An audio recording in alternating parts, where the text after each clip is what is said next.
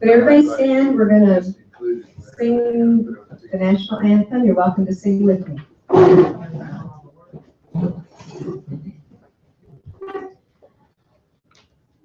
Oh, say, can you see by the dawn's early light what so proudly we hailed at the twilight's last gleaming, whose broad stripes and bright stars through the perilous fight o'er the ramparts we watched were so gallantly streaming, and the rocket's red glare above bursting in air gave proof to the night that our flag was still there.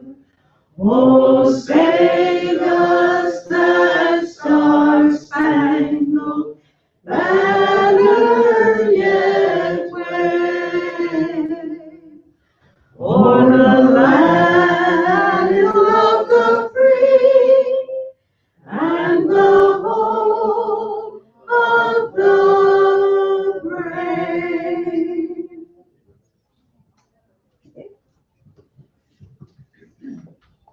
Now Dick Leach will lead us in the prayer and the pledge. Hello, everybody. Let us pray. Heavenly Father, we praise you for your awesome being. We thank you for your providential goodness. We recall your first act of creation that was to bring order out of chaos. And we remember how you freed the Hebrew slaves and gave them laws for order with love and justice. And we thank you for our country's foundations, which reflect that order. But now when we face a federal government which ignores these laws and says the immoral is moral and the abnormal is normal, we wonder where to turn. We thank you for smaller units of government, oh God, that are closer to our homes and our families and our local communities. We thank you for county clerks who keep court records, issue marriage licenses, manage elections, file candidate papers for local offices, and all these seemingly mundane tasks. We thank you for their willingness to serve us with these things that are so essential to the order for which we long. Bless them, we pray. Keep them obedient to their vows of service. Bless us now as we hear from them, and bless the food to the nourishment of our bodies. In Jesus' name, amen. Amen. I pledge allegiance to the flag of the United States of America and to the republic for which it stands, one nation, under God, indivisible, with liberty and justice for all.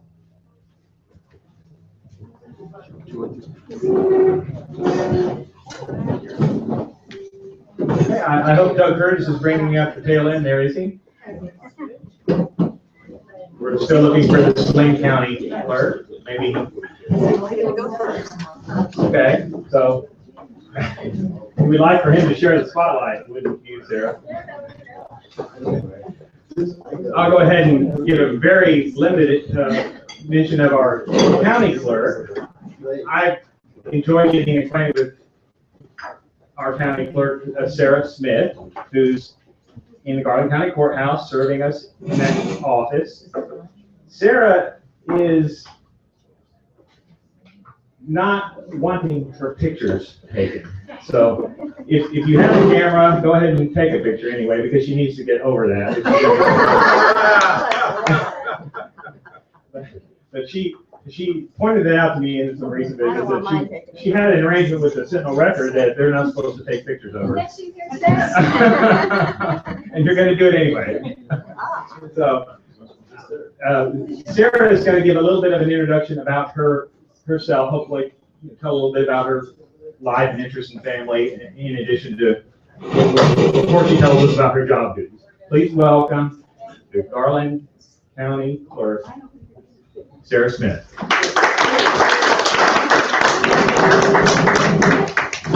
Hi everyone, my name is Sarah Smith. I'm with my husband Brad, he's there in the back. We've been married, it'll be 19 years this October. We have 2 kids. Josie will be 9 next month, and we have a son, Oliver, who is 7. They go to school at St. John's here in Hot Springs. Together, my husband and I own a mining company in Hot Springs, and that's what I was doing before I became county clerk. I worked at the mining company with him. That's about it. We moved to Hot Springs in '96 when we got married, and we've been here ever since. So up there's Doug.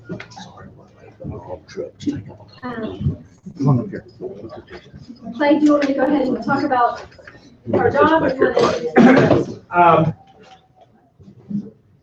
I have a red clipboard I left laying somewhere that has my intro material for Doug on it. Where did I leave that laying?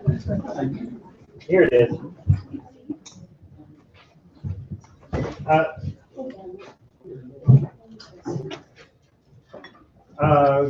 Let's see. Let's do it. Go ahead and take a break. Okay. Take a break. Okay, and please welcome also the Saline County Clerk, Doug Curtis, and I talked to one of his people in his office, Darlene Westbrook, who was courteous to email me a little bit of information about Doug. I don't know if you want this particular information disclosed, but she went ahead and mailed it to me anyway. So.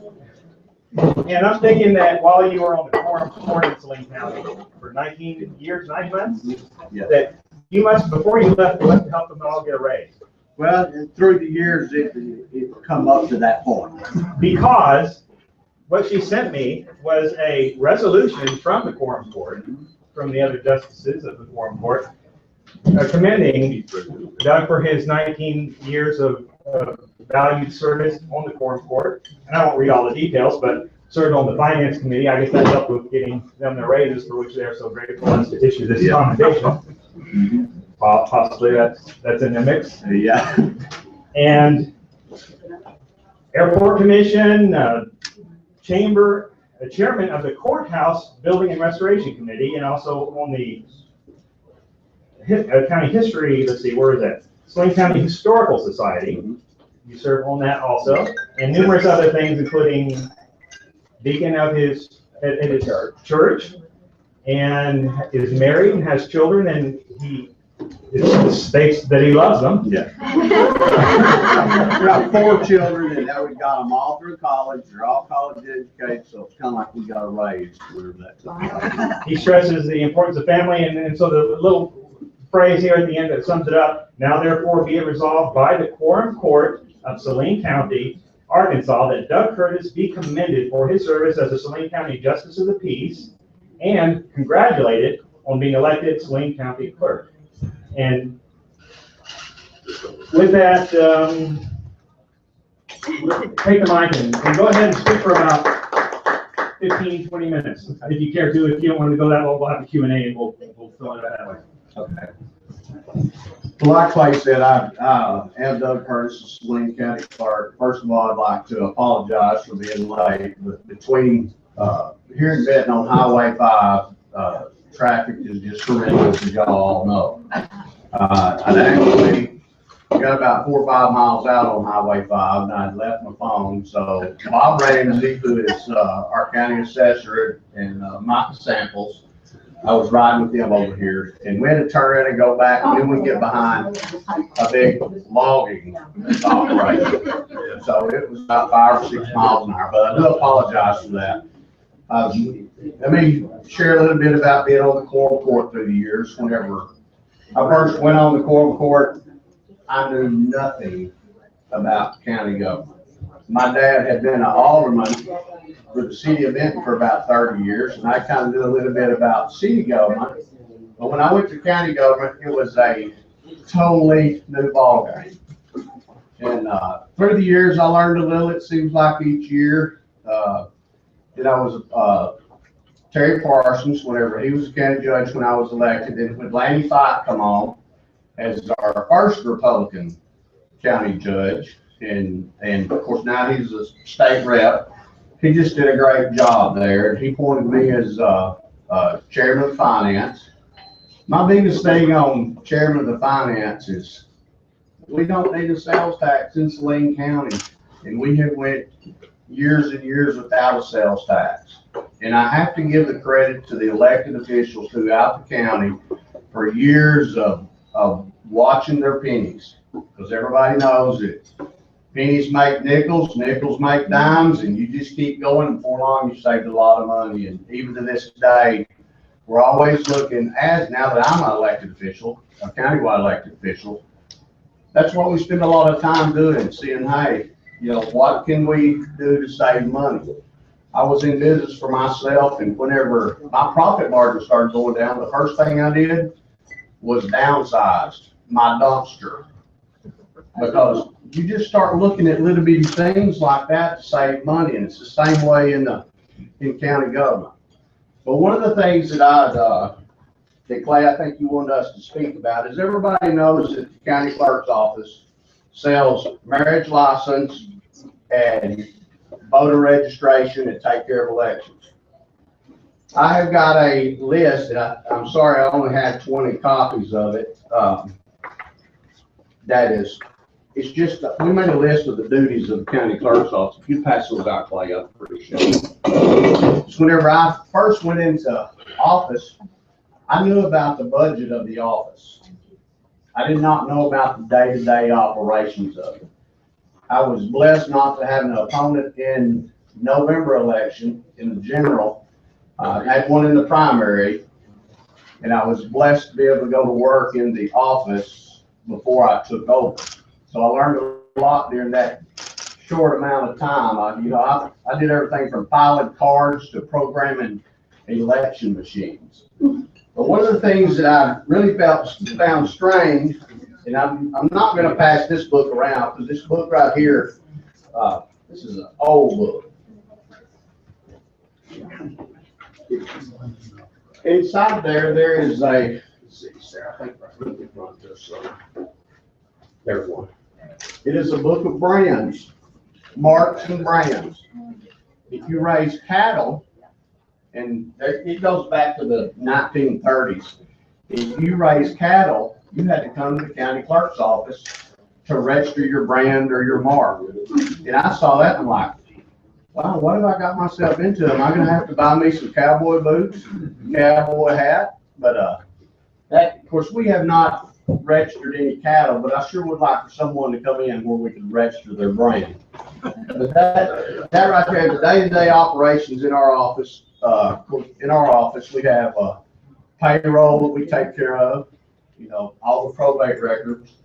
We'll have people come into the office, and I'm sure Sarah does, wanting legal advice, which we cannot give out legal advice. We're just the custodian of all the records. And in Saline County, we have a lot of records. We've got our first 5 marriage license that was sold in Saline County was sold in the county of Saline, the territory of Arkansas. And I always thought that was kind of intriguing. It just makes you stop and think about how old, you know, county government is. Of course, we're not the oldest county in the state, but when you go back and you look at the records, most of the county courthouses at one time or other has burned. Saline County's been very fortunate for that not to have happened. You know, so we have a lot of people call about genealogy, want to come up and look through some of the old records, which we welcome them to do that. Like I said, we have the payroll, the probate, we pay all the county's bills. Of course, here lately, y'all know I forget. But since I've been in office, right now we're going through an IRS audit, which I understand y'all went through one last year. And my gosh, these IRS agents, sometimes I don't think they even know what questions they're asking. You know, it's just little things of, you know, the limit of $600 on a 1099. We had one that was $596. And then she rounded it up. to $600 to say we should send out a 1099, which I just was going over the paper, some of the paperwork last night of her findings that I've got to dispute, and I'm looking forward to disputing that one because I know exactly what the law says on that one. Going back to where I started this off with legal advice. I have learned so much over the past 3 years of when it comes to elections, because it seems like that lately the county clerks, we have had a lot of things thrown at us. You know, I hadn't been in office hardly any time, then I'm hit with a suit on the same-sex marriage.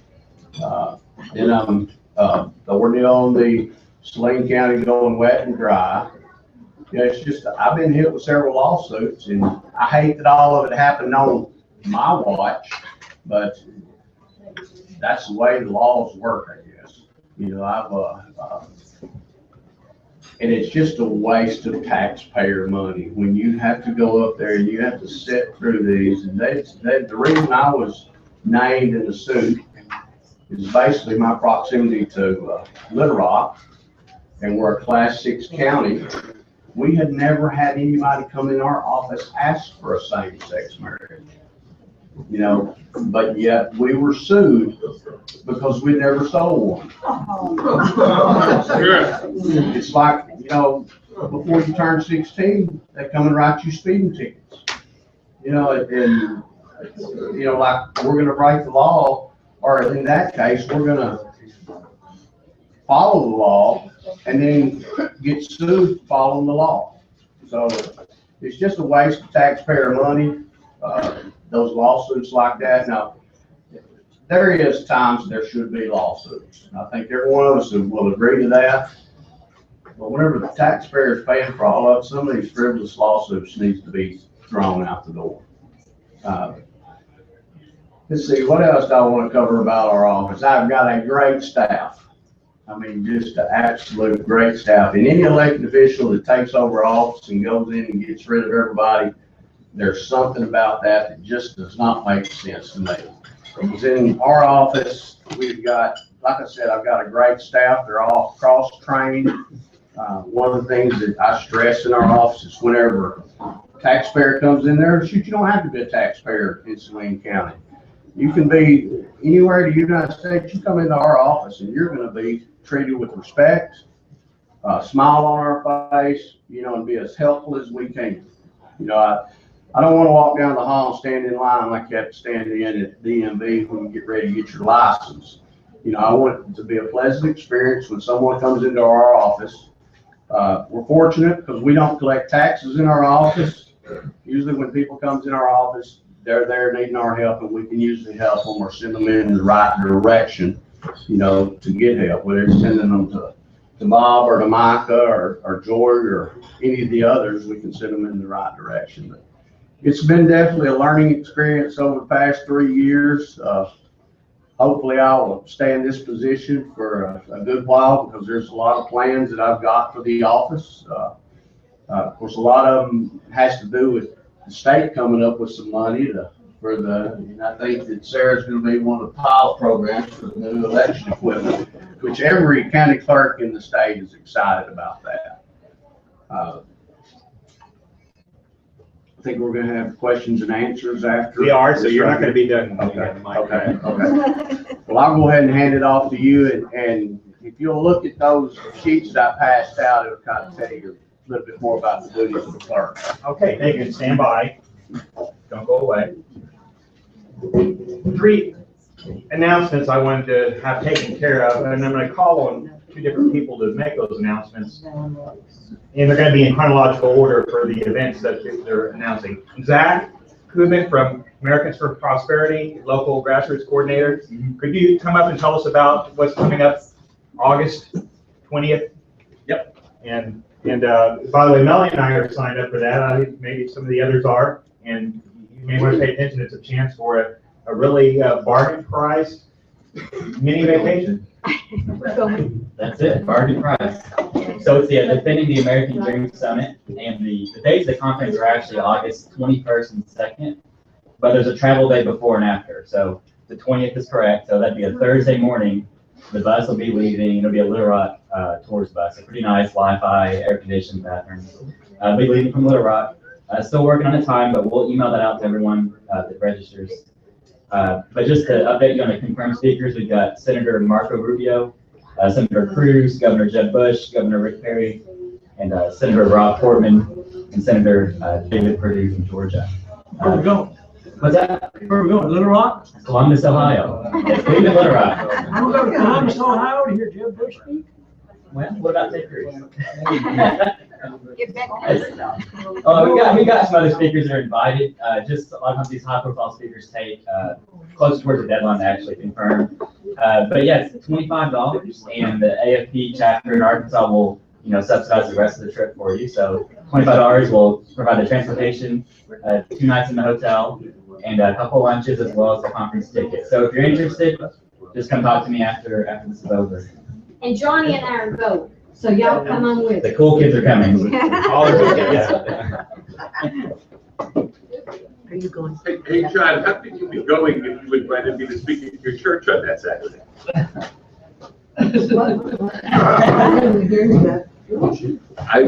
I was speaking at your church on that Saturday. You invited me and you're going to Columbus? Oh, yeah.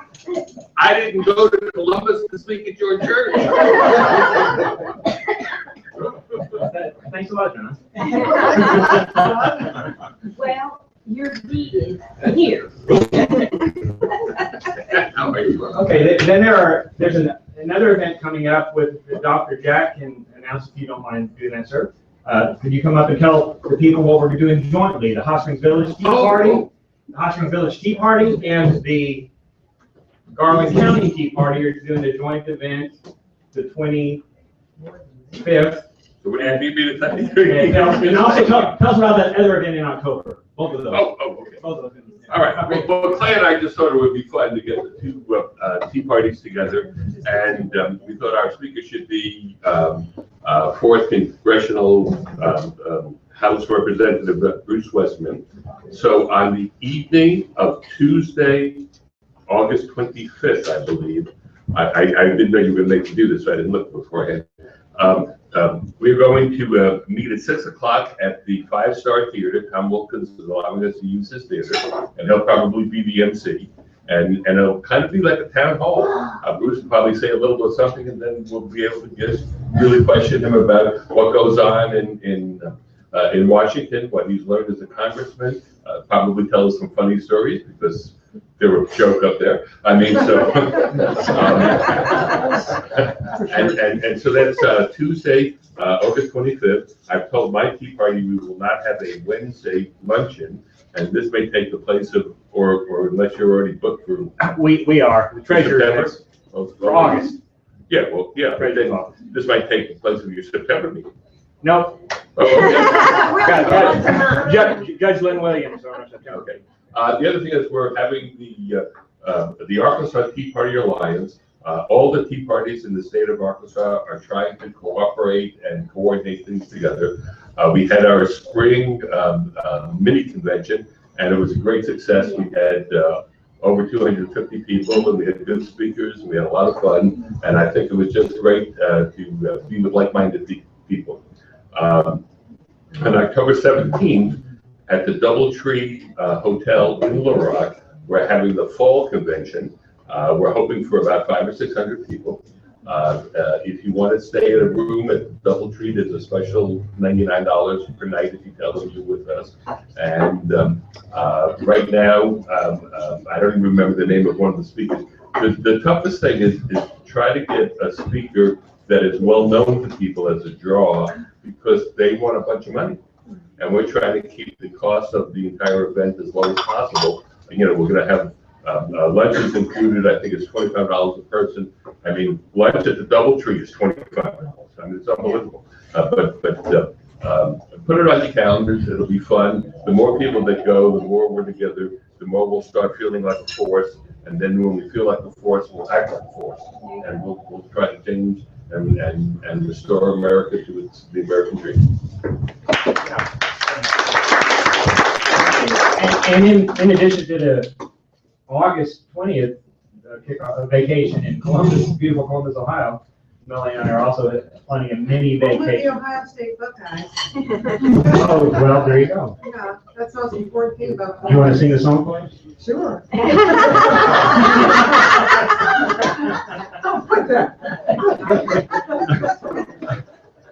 Do they still have a football team? Do they still have a football team, he says? Yeah, they're the national champs. They beat Alabama and Oregon. Oh, I remember that.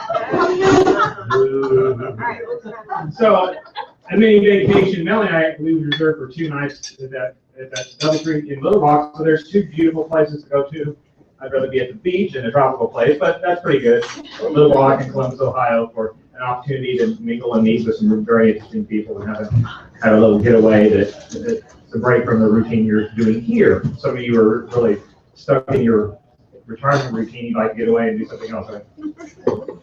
So let's please welcome back Sarah Smith. Now, you were open a little bit late. Oh, was it last Friday? Okay. But you may, anyway, I'm going to give you this, and you speak for about 15 or 20 minutes if you can speak that long, or if you care to speak that long. And you can stand or sit, whichever you prefer. All right. And we'll Q&A.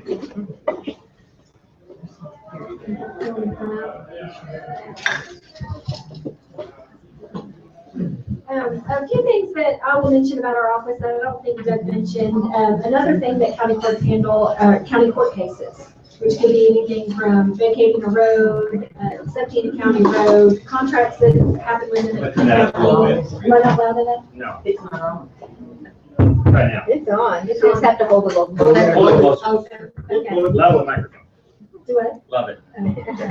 Well, I don't think so. Okay, we're good.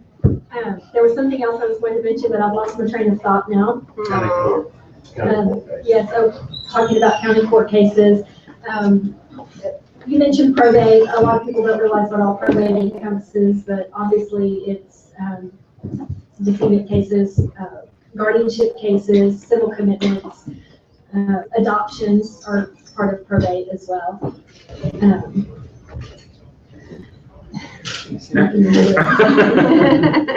have an agreement, Laura. Not helping her. Do you do cattle branding? We do. I actually have a book like that in my office. I haven't pulled it down in a while, but it is one of the more interesting things that I have found in the office. I want to buy some cows. I'm in the village. I want to buy some cows to fertilize and take care of my lawn. Do I have to get a brand for them? If you do, you can no longer have to do that with the county clerk's office. I believe that's something you do with the state at this point. Do you know that one way or another? Yeah. Okay, I'm pretty sure it's with the state now. Yeah, Yeah. they've taken that away from us. I think there's also a book for chickens too. Yeah. Do you have a Not chicken on the book? state board. All of it, it's not in good shape. I'll talk louder. Come on. Yes, ma'am. In the back. Okay, can you hear me? Okay. So one thing I'm excited about, as Doug mentioned, is new voting equipment. I don't know how many of you are Garland County people, but if you are, you know the problems that we had in the last election cycle. Primarily because we just don't have enough equipment. It's my understanding that the state has placed an order for our new equipment, and we are supposed to be using that in the March primary. So I'm very excited about that. One feature of the new equipment is we will have electronic poll books. A nice part of that is that there is a printer. When you sign in, it will actually print a barcode onto your ballot. And when you insert that into the machine, it's going to automatically populate which ballot you are supposed to receive, as opposed to, we look it up and we write down a slip and give it to somebody where there's room for error. So that should hopefully remove a lot of the problems that we had with that issue in the last election cycle. So very excited about our new voting equipment. I think we've covered everything. So Clay has a question. Well, I'd like you to tell us about the experiment that the state legislature is doing with us on elections this year and next year. And what is the day that you will know for sure whether or not you have anybody running against you? Well, the filing date is November, I want to say 2nd, is the beginning, November 2nd at noon, and it ends on November 9th at noon. So I will know sometime that first week of November, whether or not someone's filing against me or anybody for that matter. As far as the experiment, I don't know that I want to call it that. I know 4 counties are getting new equipment to see how the new equipment works. There was no funding allotted by the state legislature, and so the Secretary of State is actually going to pay for our equipment out of his budget. Well, by experiment, I was referring to this year only, the change in the election calendar. The elections events are way sooner than they were last time. Yes, they are. Which is a good thing. Well, I think yes and no. I think we're going to have issues with weather. I mean, when we have bad weather in Arkansas, it's usually that time frame, and I have concerns of how that's going to affect early voting. You know, to me, that could be a problem, a potential problem, but they didn't ask me, so. Because we talked about it, and they said that the benefits outweigh the disadvantages. The legislators that I spoke to regarding that. And I was saying experiment because only this year they're doing it for as a trial. Yes. And if I guess if the state likes it, maybe they'll Continue, continue. right, but as we know now, it's just for one election cycle. So, that's true. That is also. Yes, sir. Is most people pretty satisfied with the equipment that you're buying to use in the future elections? I would say most people haven't seen it. I know our election commissioners liked equipment that we didn't go with, but the Secretary of State had the ultimate decision, and so, you know, we're gonna go with what he's picked, and I think it's gotta be better than what we've had in the past. So I'm excited to get it. Yes, ma'am? Is the election commission going through with doing away with voting first precincts and making them centralized so that you could vote at any precinct? We're discussing going to vote centers. I think right now, you know, one prerequisite to a vote center is you have to have electronic poll books, which we do not have. With the new equipment, you know, we'll be able to move forward on that idea of a vote center. I don't know if anybody knows what a vote center is. Do you know how many counties are doing vote centers today? I know Boone County is, but I'm not sure of any others that are doing that. Boone County has been one of the most successful counties as far as having the vote center. I don't know of any of the other counties that's had the success that Boone County's had, but she had the equipment to do it with. So. A vote center essentially works like an early voting location. You have less, right now we have 26 polling locations. We would have possibly 8 to 10 vote centers, and anybody can vote at any vote center. And so it works very much like early voting. So if you would like to vote where you work instead of by where you live, you're able to do that with a vote center. Yes, ma'am? In working with this, are we still going to have paper ballots for people who don't want to do the machine? I believe we're still going to have paper ballots. I don't know how we can get away with it because we are getting those equipment, but I don't think we're getting the numbers that we need to not have paper ballots.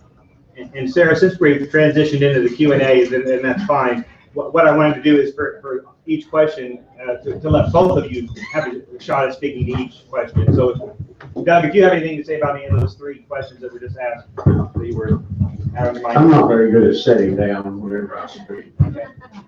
And Sitting down tables make it eat, not to speak at. On the vote centers, and one reason Boone County was so successful in it is they did have the equipment. And you had a lot of people that lived in Harrison, but with the big boom construction in Branson, they could not make it back in time to vote. So she put a vote center up there, you know, where they would have not in Branson, Missouri, but it was still, you know, in Boone County, where they could come by there and vote. So it increased her early voting, her vote total all the way around. And one of the things on the equipment, if you ever voted on an iVote machine, these machines they're pretty similar to the iVote. And iVotes, I think, work just fantastic. There was a lot of people that were scared of the iVotes, and I had heard that. And one of the reasons that we hadn't put them out in any of the other elections in Saline County was well, this is the way we always did it. Well, we had a school election, and I thought, we're gonna use this all electronic, and I took it to one of the, polling places in Saline County. It was in that school district, and the poll workers were scared to death of them. You know, they had been trained on, but they were still scared to death of them. And I went down there about noon that day, and they had like 30 or 40 people come in and vote on them, and they told us, said, listen, the next election we have, you make sure that we get these machines down here, because everybody loves them. You know, they're simple to work on.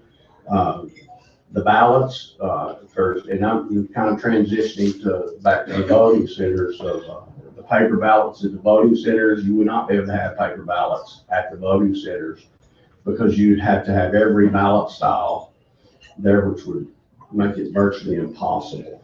And one of the things that it would do is cut down on the cost of the elections. Now, on election day, you know, at each of the polling sites, yeah, that would be a possibility of having the IVOs there, plus, you know, some paper ballots if somebody just didn't want to vote on the IVOs. So, yes, ma'am. The reason I ask on the paper ballots is, on our last election, we had an overflow, a wonderful crowd that came out to vote, but the lines were long and people were leaving and not voting because there was no paper ballots. And we learned, I don't know about Saline, but in Garland County, we learned that we really do need paper ballots as a backup to move that along. Because some of them stood in line 2 hours. Yeah. Well, that's one, you know, that's not a bad thing for people to get out and vote. Now, there is times that we learn from every election. You know, every election I've got since I've been, and it doesn't matter if it's a school board election or a municipal or whatever special call election, I have got my notebook down that's got every problem that we run into, and then what solution there is for it, you know, and it might just be as easy as having those paper ballots ready, you know, to audio overflow. You have to be careful on when you order your ballots, you know, that you order enough for that and also for election day, because I know in some counties that they run out of ballots, and trying to print ballots on ballot paper stock, you know, that can be very time consuming, especially if you're having to run them all over your county. So hopefully that answered your question. It did. I poll watch, and that's why I was asking Sarah. Yeah. Would we have any paper ballots, or is it just going to be straight machine? One of the issues that Garland County has is, and I did the math on this the other day. We had one voter or one machine for 1,166 voters. The other 4 counties in the pilot program, Boone County has one machine for every 256 voters. Columbia, one for every 496. And then Sebastian was one out of every 820. Yeah. So obviously, you know, equipment was a major problem for us. We just don't have enough equipment. That's it. The numbers for the new equipment were based on the old equipment. Which would have put us getting 53 machines. I spoke with the Secretary of State's office and let them know that that wouldn't solve any problems for us. And it's my understanding we're going to be getting 110, but you know, I don't know that until they actually release it. My hope is that we'll get at least the 110 that we need. But that, you know, that was a major problem, and that's why everybody had to wait the way they did, because we just didn't have the equipment to handle it. I think we had 5 machines set up at our main early voting location. I've got a question in the back. I'm gonna take the mic there.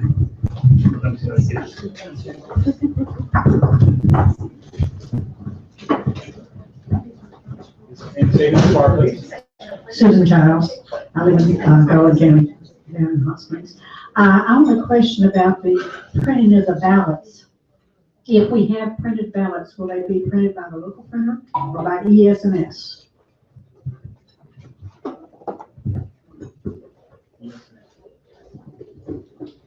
Who wants that first? Sarah? Well, yeah, I'll take that, because I think Susan's talking specifically to me on that. I believe they'll continue to be printed by our local printer. I don't know why we would switch. You know, the election commission that is their decision, not mine. But as far as I know, they're happy with the printer that we have, and I don't know why they would change that. Good, because that way we can, if we run low, we can get more.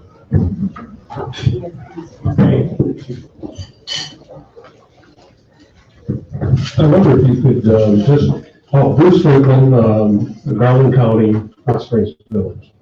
I wonder if you could just review for us the status of voter ID in Arkansas. I know it was challenged by the court, and it's two specific questions. Is it a requirement to present ID at the time you register to vote? And is it required to present ID at the time you actually execute a ballot today?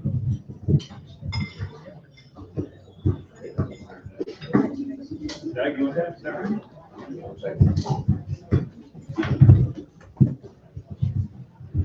Yes, it is required to show your ID when you register to vote. When you go to vote, it is required by the poll worker to ask you for an ID. You're not required to show it to be able to vote, but you ask for an ID. And how that come about, and I wasn't there when it come about, but it was a Republican and Democrat debate, and then it was a compromise. Well, we'll just require them to ask for it, but they don't have to show it. So that's kind of the, yes, sir. How does that work on showing an ID whenever they register through the DMV or the mail? Yes, they can vote provisional if they don't, if they have not showed their ID when they come in after they're registered. The DMV throws a whole different ballgame into everything, because DMV costs the people a lot of money. And I'll say work. I wanted to say it cost our office a lot of work, but then if you say that, people, well, they're just lazy and don't want to do it. But it does, because everybody that goes in there and says, yeah, I want to register. Then they don't ever vote, and then you're sending out these cards to see if they've moved. It costs a lot of money to get these cards printed, postage to mail them out, and then return postage on them. So if everybody that went in and registered to vote got out and voted, that was the answer to everything. That's the answer to all this election problems. What were your mail-out numbers? What? What were your mail-out numbers? We had 16,000 that we mailed out last week, and then and we'll have another 13,000 go out this week. So, we have a lot of, but I want to touch on about the local printing. And Sling County did the local printing.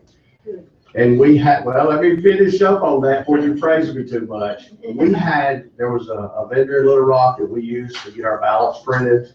And he has to buy the ballot stock from ES&S because it's just their stock. Well, whenever we started running our test runs on these, and we started feeding them through the 650, which is what counts the ballots, they wasn't going through. You have target marks on each ballot, and they have to line up. And if they don't line up, it won't count that ballot. Well, what happened is the guys' machines got so old that there was, they should be done within thousandths of an inch. And his wasn't, because it was just worn out. And it was going to cost him more money to replace it than it would be worth for him to continue to run them. And I think he still might be running them, but when we run them on our machines, it wouldn't count. So then we changed and went to ES&S then to get our ballots. And we can print a few ballots, in our office, but if you have a big mess up, you wouldn't be able to print that many. So. If you test them properly before you use them, you know whether they work or not. Yes, and then, of course, we tested them and then had to send those back, and then have them reprinted and back to us again. So after that ordeal, that was one of those things that was written down on my little book of how to solve this problem. And I'd rather buy local for more than one reason than just be able to get more copies of it if you want it. But whenever you're talking about elections, you know, you have to make sure that they're on the money, you know, where you can print them. Hey, y'all think of a question. Oh, you've got one, John. Let me ask too before I forget it though. I'm curious, in your offices, on the subject of marriage, have you had to change your forms to get rid of gender references on your application for marriages and on whatever certificates you issue? Have you done that? Do you need to do that, or are you going to be required to do that? Have you already done that? You want to take it, you want me to take it? We have removed the wording. It just has applicant 1, applicant 2. As far as our license is concerned, it prints one name and then the other. There's no Mr. or Mrs. anymore. And we changed that last May because we were told we needed to be ready when the ruling came down. So we've been ready for that for the last year in our office. And I'll go ahead and mention how many licenses we have issued while we're talking marriages. We've issued 8 same-sex licenses in the last week. And maybe issue 10. Do you want to talk about paperwork or you good? Is your paperwork changed also? It has. I mean, what we did whenever it first come out, and I hope y'all can hear me because my wife tells me I'm a loudmouth anyway, but whenever we first come out, we just took a Sharpie and redacted bride and groom. And we did have a same-sex couple come in, and one of them questioned the other one. Well, why do you get to be the groom? You know, so, you know, and so to answer the question, yes, we have had to redact that on the application, you know, for it, but not on our license. You know, we didn't have it on there like that. What is the license? Does the license make a gender reference? Well, it was, now it's got just their names. It doesn't have Mr. and Mrs. on it, you know, so. Sure. I heard reference to spouse 1 and spouse 2.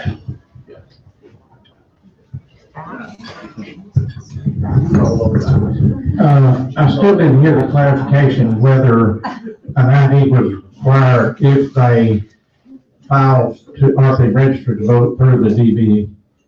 And this is John Emmons.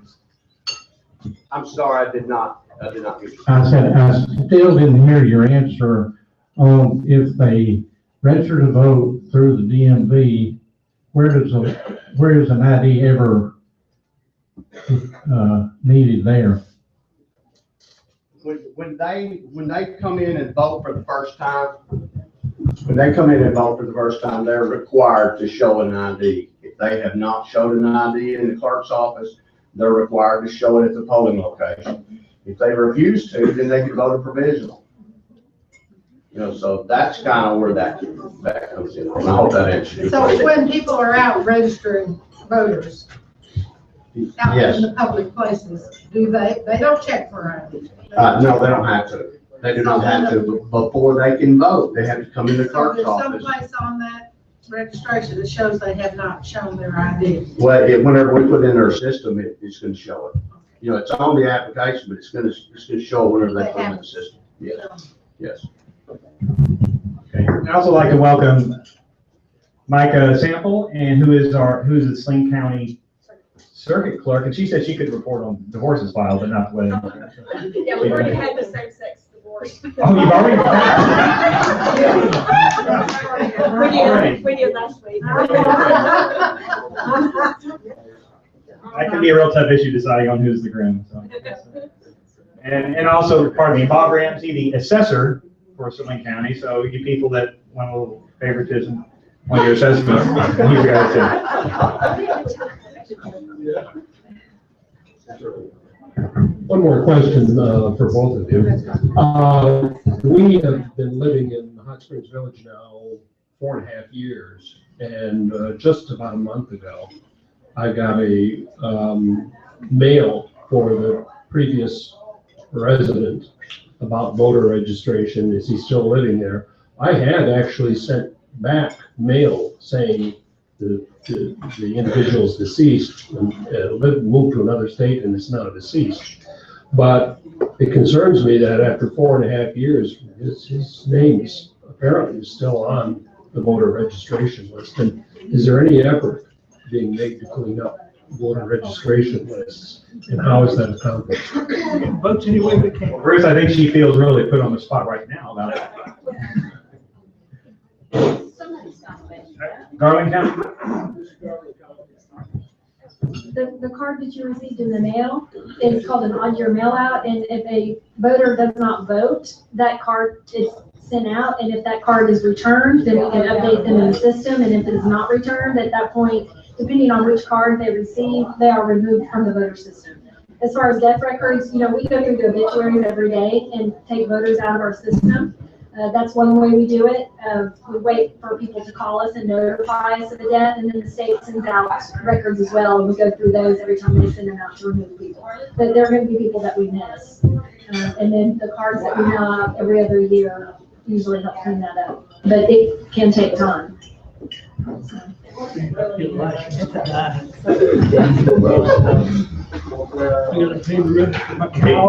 Nancy Emmons? One of the things that poll watching that I have found that's really a problem is when people get their driver's license and they go to the motor vehicle and register to vote, they're not registered when they come in to vote. We found that that's where a lot of them are registering as they get their license. So does the motor vehicle department, are they supposed to turn into you what they, when people register to vote? And that's a real problem that we have, that's not happening. People, you'll ask, the poll worker will ask, where did you register? And they'll tell you that it was at the motor vehicle department when they get their license.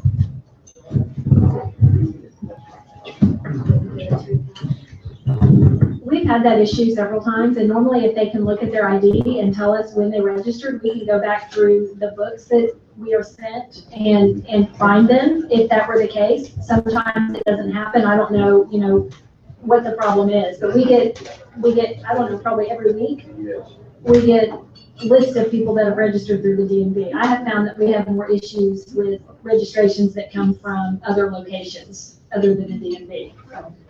Because there's many places that hand out the registration cards and they don't always return them. Yeah. But the DMV, I think, is less of a problem. We've had a few instances where it's happened, but like I said, we were usually able to go back and backtrack it and find it. And maybe there was a problem with the registration and that's why it wasn't accepted. Yeah. And likewise, in Saline County, one of our biggest problems is with people registering to vote. Not particularly just that DMV, like Sarah said, because DMV they revamped their system last year, and it's made a big difference because there was a lot of people that were going to register to vote, and they might fill something out, and it was just kind of shoved to the side or not. It was never sent to the county clerk's office. Now they're pretty good about sending it, but like if you go to your library or some other place that's having a voter registration drive, they'll get you to fill out the card. But that card has got to reach us before we can do anything about it. So yeah, it's gotten better with DMV, but there's still some problems out there with voter registration, and I guess there always will be as long as humans are dealing with it. But we had a situation where a boy was turning 18 years old, and he wanted to vote for his first time, and he went to DMV, and he asked for a receipt for where he registered to vote. And whenever he come in to vote, it didn't show him being registered. Well, we went back and started looking at some records, and whenever he produced that receipt, he got the vote. So there is also a responsibility on the people that is registering, not just the people registering, and it's like I said a while ago, I'll be satisfied as clerk when 100% of the people gets out and vote. We've had veterans that have come back from Afghanistan that registered, but they weren't in the book and they weren't allowed to vote, and I would send them to Sarah. How does that work? That they were registered and they were, they weren't in the book. I think some of them registered through the service, and it was supposed to be sent back. But it's all, you know, you feel so bad whenever you have a National Guard guy that comes back, has been in Afghanistan 3 times, and comes back and we tell him you can't vote. And that right there, that goes back to, you know, if it doesn't get to us, you know, we can't do anything about it. But I will say something about that, it being sad that whenever they come back. And the legislature did change that this year, that if you're a soldier and you're out there fighting for your country, the law was that if you voted, you sent your absentee back, and then you got killed between the day that you voted and election day, that vote wasn't counted. Which to me was like, it was just terrible. Yeah, for lack of a better word, just terrible. But they did change that this year, so it changes that now. And we had several people that had passed away, you know, between they voted their absentee to election day. But this year we got to count them, so.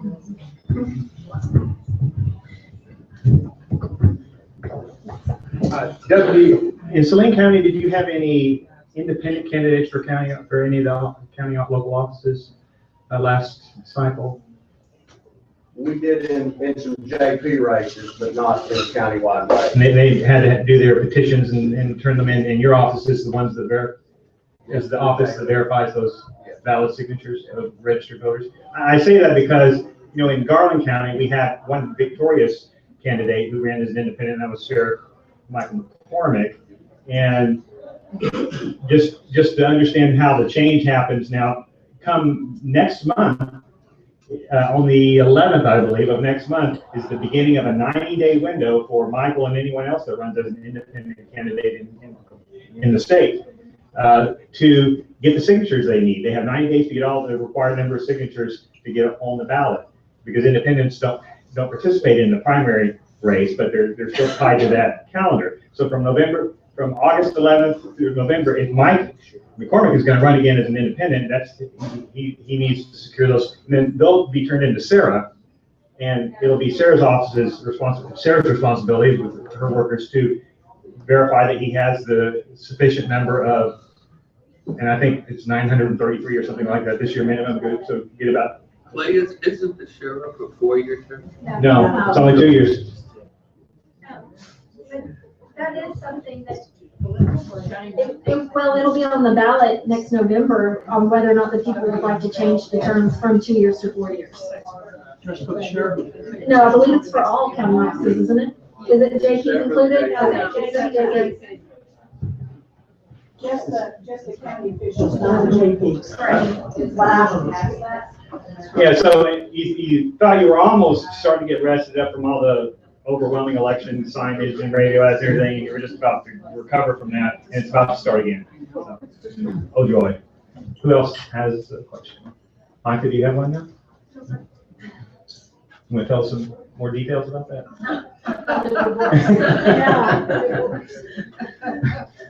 Inquiring minds want to know. Okay. Not long at all. Well, it was. Anybody else back there? It was really issued the first time they were. Oh, I'm sorry.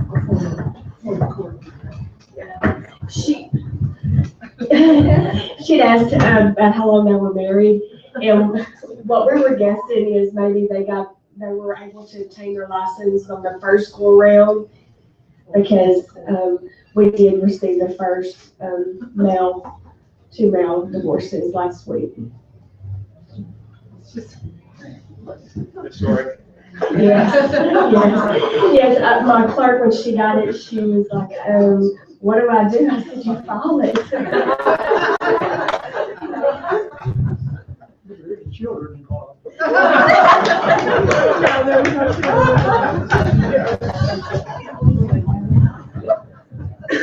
My question, overall, and then a specific part of it, is how computerized are both of your systems of what you do? And the reason I'm asking this is I'm thinking, well, if you're telling me that you have to get a book for registrations and people have to remember to send in the paper from these registration sites, I mean, we all go to Amazon and eBay and other places and 1, 2, 3, we get on the internet, put in a password, and then we put our information in. How hard would it be for a similar system if you have a registration site, DMV, for instance, for them to do the same exact thing and immediately send it to you? Now, you may want to look at it before you approve it, but I mean, why should there be paper anymore in today's world?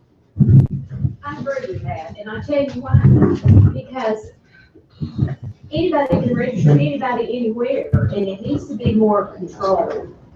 Because we have a situation here where the group of people did do that, and they didn't turn any of them in. And people came to vote, and they weren't registered. I think we need it to be like that, under better control, where it's centralized, where people register to vote. It's a precious thing. And to just let anybody be able to do it and then decide if they're going to turn them in, because our country is very trusting of people. And I would love to see that, Sarah. You go right to work on that, Sarah? Well, the DMV has gotten better on that, because now they send it to us, we get it once a week, and it's emailed to us. But before, they would send us paper books, and we would have to go through the paper books. So, I mean, that has gotten better. And as far as, the offices being computerized, we still have a long way to go. My office is much better than it was 4 years ago, but we still have a long ways to go. I won't lie. But, Sarah, aren't people allowed, not just the motor vehicle department, but anybody? And that's what I'm saying. And we've had issues with that. Anybody shouldn't be able to register people, because then if they don't turn it in, which we have seen that at polls, we need to talk to our legislators. I can do that. And that was probably, you probably misunderstood that, or I spoke it wrong, I guess I would say, of saying books. I still look at things of books, but in our office, there's not a whole lot of ink used. I mean, everything's pretty much on the computer. But now when we do like the library, or there'll be a school function, and someone will go there and set up a table and have your voter registration forms, where you can register to vote. But as far as like the DMV, yes, it's electronic sent to us.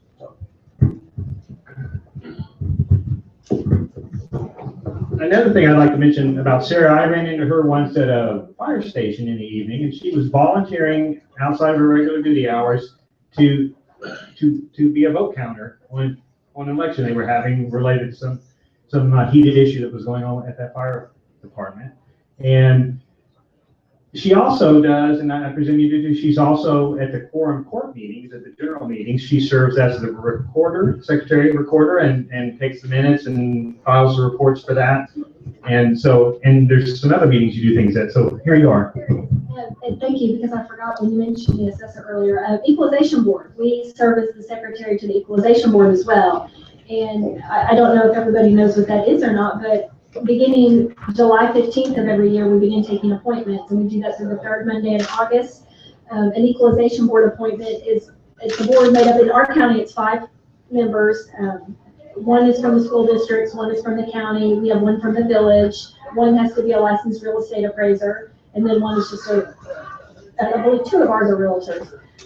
But basically, you can go to the board, request an appointment, and you can argue with them if you believe you're being unfairly assessed. And we have many of those every year. They come in and you state your case, and our equalization board is they go and they look at every property. I know that there are some boards that aren't as active as ours, but ours is really good about that. And it's every August and September where you have the opportunity to have your taxes lowered. Sometimes people want them raised. They're trying to sell their house and they believe it's assessed too low, and they'll come in and argue why it should be higher. So you're sitting in on those meetings? Yes, I sit in on those meetings, and I take the minutes for the meetings, and then I send out the letter that states whatever result happened from their hearing. If they do not like the results of their hearing, then at that point they can take it to county court. And we do a county court usually every October for all the people who disagree with the equalization board's findings. And if they're still not satisfied with it after the county court hearing, then they can take it to circuit court at that point. Is it similar in your office? Yes, but I don't know, because I have a lady in my office is the recorder for that. One thing about it, that you might not know what the county court is. The county court is the county judge. I mean, it's not like a court system, but like Sarah said, if you disagree with that, then you can take it to circuit court. So, and evidently the one that wants their taxes raised has to be an IRS agent.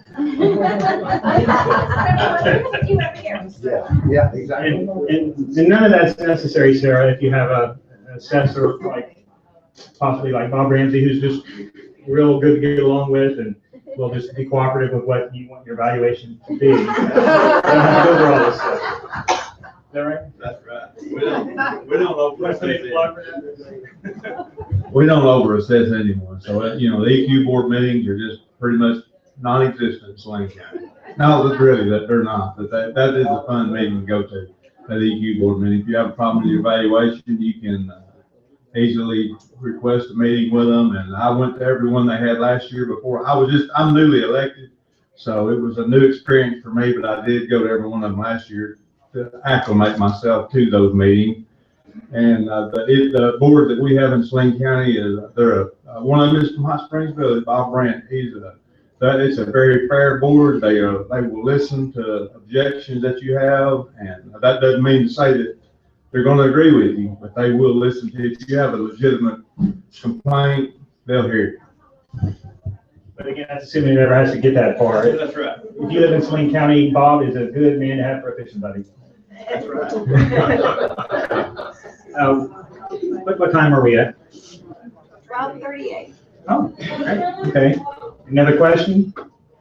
I don't have a question, but I'd like to say something. Tea Partier's Dr. Jack is going to be on Dick Antoine once a month. This morning. And it's the Dick and Doc Show. I just wanted to let y'all know the Tea Party has a voice on Dick Antoine. I have named it the Dick and Doc Show, and Dick Antoine has accepted it. But I am about to suggest that he has a regular Dick and Doc Show, like at least twice a month. And we'll see if he accepts it. I could be pretty forceful. So I just thought I'd let y'all know that. Let me just say this, to be specific, I'm with Dick Antoine at 8 a.m. the first Tuesday of every month. And this morning, I don't know how many of you, Bobby said she heard it. We went over a number of topics, including the Supreme Court and the gay marriage issue and a number of other issues, and asking about Asa Hutchinson and other things. So we really do get into some issues, and he really does allow me to I give Jack Sternberg's opinion, which I hope is pretty close to the majority of the Tea Party opinion. And we just have a great time, and I absolutely enjoy it. What's that? Oh, and the thing that surprises me is that what happens is during the breaks, I kind of feed him what I want to talk next. So I get to talk about what I want to talk about. And like today, I went into some controversial things, and then nobody calls in and either is mad at me or happy with me. We were hauling rocks, Dr. When Jack said this morning, I'm surprised that people aren't calling. I thought it was the greatest compliment that Dick said, that's because you use so much common sense. And I thought that was just a great compliment, because it's absolutely true. And you're not prejudiced. He's not. Someone else have a question about any marriage questions? We need to get our candidate.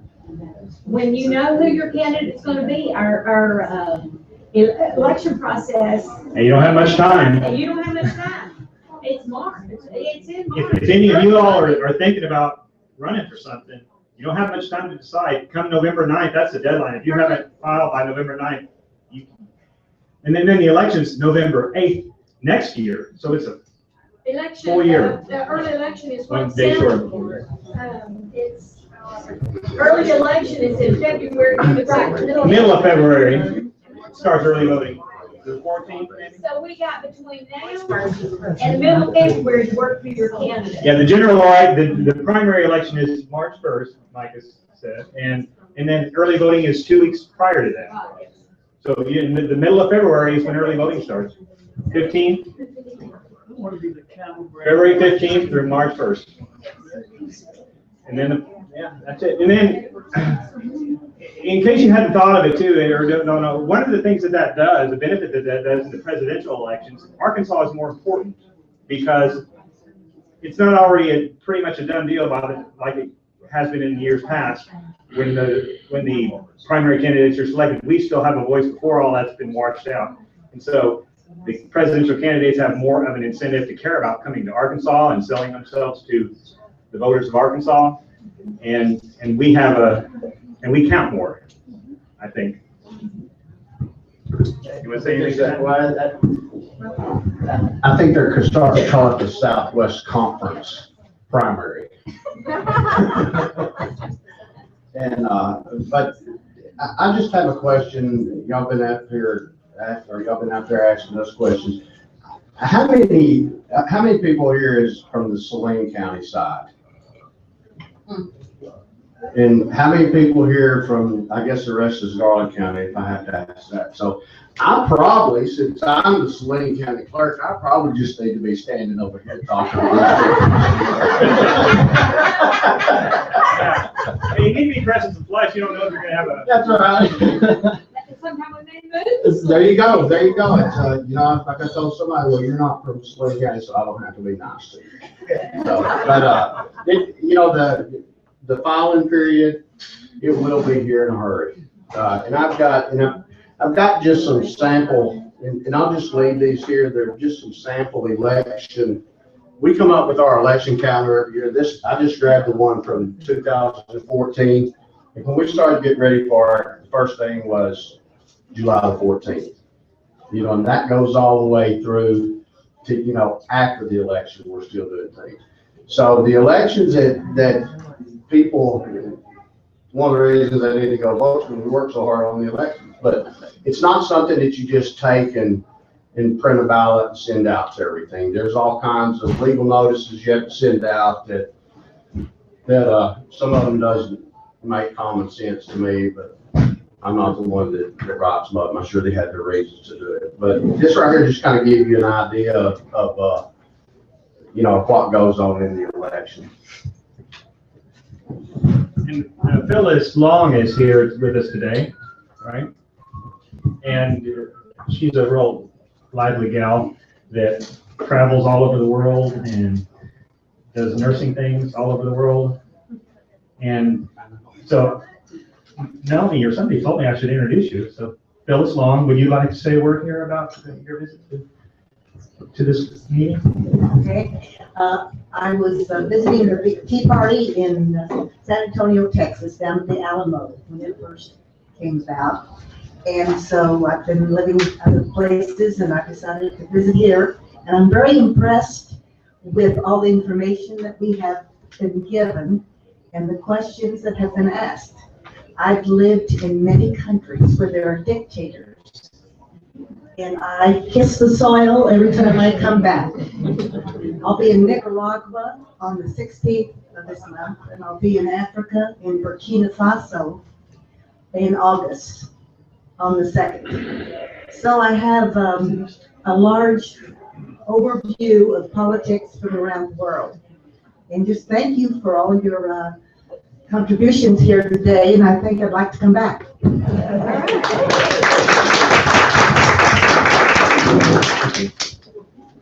And anyone else I should particularly put on the spot to and give a mic to? I guess we can. Do you want to ramble on about anything in particular? It's a good thing if you can end early then. So ending early is good. It's like, yeah. You feel that way when you're at church too? It's okay if you cut the sermon a little short.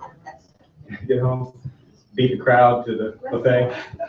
Less is more. Okay, well, please give Doug Curtis and whoever I this. do have something I want to ramble on before we start that. It's great that you have meetings like this right here, but I'll tell you what's even greater than that is we live in a state that you can go up and be shoulder to shoulder at the Capitol with your representatives. You know, you're going to see all the constitutional officers, and I've seen several faces, you know, up there at the Capitol that I see here. That is so important. You know, it's a lot easier to say, no, I'm not going to vote for this. You know, if you've got somebody, or if you've got somebody who's just calling you or texting you, but whenever it's eyeball to eyeball, and you're telling them your side of the story, and they know that you're one there that's going to be choosing whether they go back there or not. So I push for each and every one of you, the next session, be up there at the Capitol. Be up there at the Capitol. It does make a lot of difference. And I know Bruce Westerman, he always would give me or anybody else that goes up to the time of day and really listen to what you're saying. You know. And you still do it. That's right. That's exactly right. So that's very important. I would like to piggyback on what he said about going to the Capitol. Nancy and I noticed that ACLU always tried to get themselves in a position there to where the cameras would have them. So we got there early and we took the places and we saved it for Julie Mayberry and some others. And I told, and it was Rose Mims. And we told them, we said, well, we saved these for you, you know, so you could be there. And Rose said, I want to tell you something. They're more worried about y'all than they are us. So it does help if you come up there and get to know those people. And it can be kind of boring at times. Just take your time and chill out, and you get to meet a lot of people, and that's a great thing. But I thought that was interesting that she very seriously was saying they are more worried about you than they are us. The constituents.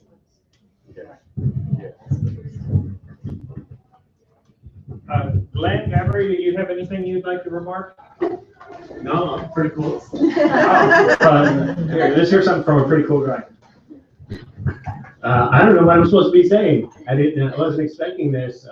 Just really concerned about what's going on in our country, and I think we need to really pray for our country and our leaders, and particularly those in Arkansas, that by God's grace we can overturn some of these things that are going on here.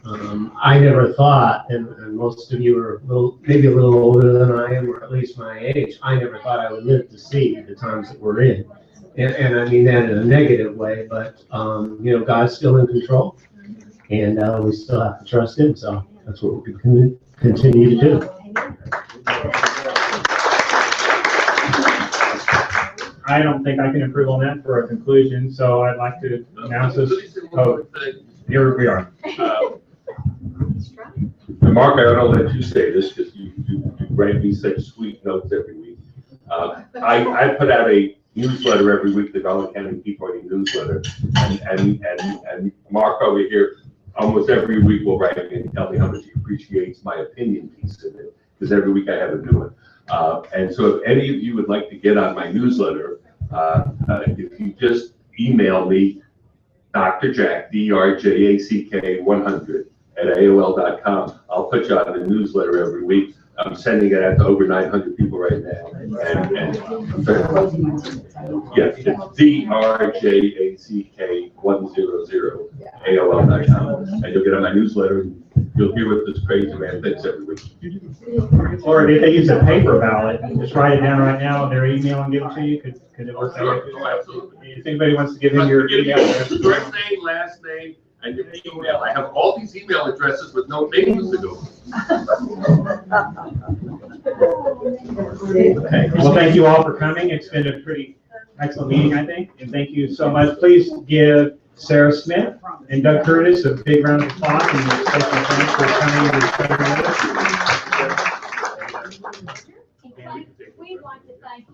for having me. It was really good. You're welcome.